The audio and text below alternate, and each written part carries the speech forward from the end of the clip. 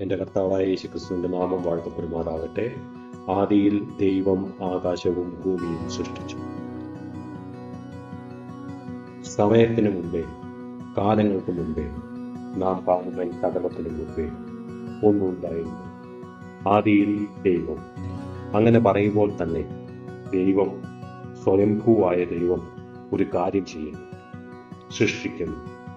സകല സൃഷ്ടികളും തന്നിൽ ആരംഭിച്ച് തന്നിൽ അവസാനിക്കുന്ന തേജോമയൻ ആദിയിൽ ഒന്ന് ചെയ്യുന്നു.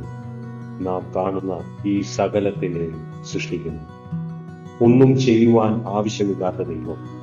നമുക്കെന്തെങ്കിലും ചെയ്യാതെ ഇവിടെ ജീവിക്കുവാൻ അസാധ്യം. ശ്വസിക്കണം, ജീവനകാര്യങ്ങളിൽ ഏർപ്പെടണം. എന്നാൽ ഇതൊന്നും ചെയ്യാതെ തന്നെ പൂർണ്ണനായ തേജ സ്വരൂപി ഈ കാണുന്നതൊക്കെയും സൃഷ്ടിക്കുവാൻ ആരംഭിച്ചു. ഈ സൃഷ്ടി എങ്ങനെ നടന്നു എന്നും ബൈബിൾ വ്യക്തമാക്കുന്നു. ആ വാക്യം മുന്നോട്ട് നാം വായിക്കുമ്പോൾ, ദൈവത്തിന്റെ ആത്മാവ് വെള്ളത്തിന്മീതെ പരിവർത്തിച്ചുകൊണ്ടിരുന്നു. അതിന്റെ അടുത്ത വാക്യം പറയുന്നു, വെളിച്ചമുണ്ടാകട്ടെ എന്ന് ദൈവം കൽപ്പിച്ചു, വെളിച്ചം ഉണ്ടായി. ദൈവത്തിന്റെ ആത്മാവിനാലും നമുക്ക് വെളിപ്പെടുത്തി കിട്ടിയ എന്റെ കർത്താവായ യേശു ക്രിസ്തു എന്ന ദൈവവചനത്താലും ആണ് ദൈവം നാം ഈ കാണുന്ന സൃഷ്ടിയെല്ലാം ഉണ്ടാക്കി. അതുകൊണ്ട് നാം എല്ലാവരും ഈ മഹാദൈവത്തിന്റെ സൃഷ്ടികളാണ്.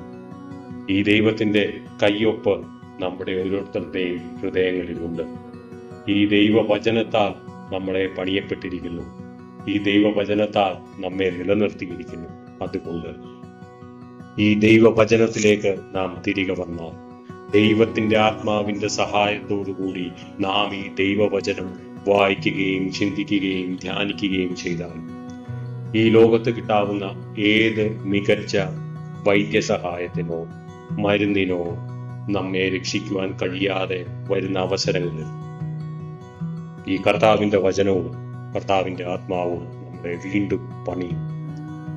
നമ്മുടെ ആകുലതകളും നമ്മുടെ ദുഃഖങ്ങളും നമ്മുടെ സങ്കടങ്ങളും എല്ലാം, നമ്മുടെ പ്രശ്നങ്ങളും നമ്മുടെ ജീവിതത്തിലും നമ്മുടെ ശരീരത്തിലുമുള്ള എല്ലാ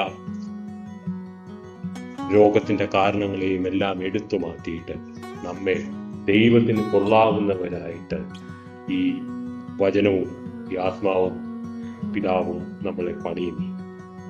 അതുകൊണ്ട് പ്രിയപ്പെട്ടവരെ, സമയം ഇതാണ്, തക്ക സമയം. ഈ ദൈവവചനത്തിലേക്ക്, ഈ ദൈവത്തിന്റെ ആത്മാവിന്റെ ശക്തിയിലേക്ക് നാം ഓരോരുത്തരും തിരിച്ചു വരണം.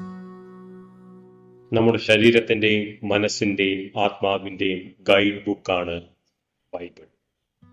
നമ്മുടെ ശരീരത്തെയും നമ്മുടെ മനസ്സിനെയും നമ്മുടെ ആത്മാവിനെയും പണിതയാളാണ് ദൈവത്തിന്റെ ആത്മാവ്.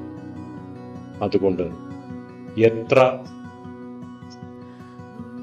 വലിയ പ്രശ്നങ്ങളായിരിക്കട്ടെ, ഇനി എനിക്ക് ഇവിടെ നിന്ന് രക്ഷപ്പെടാൻ സാധ്യമായിട്ട് ചെയ്യാൻ ഒന്നുമില്ല എന്ന് നിങ്ങൾ കരുതുന്ന മനുഷ്യനാകും.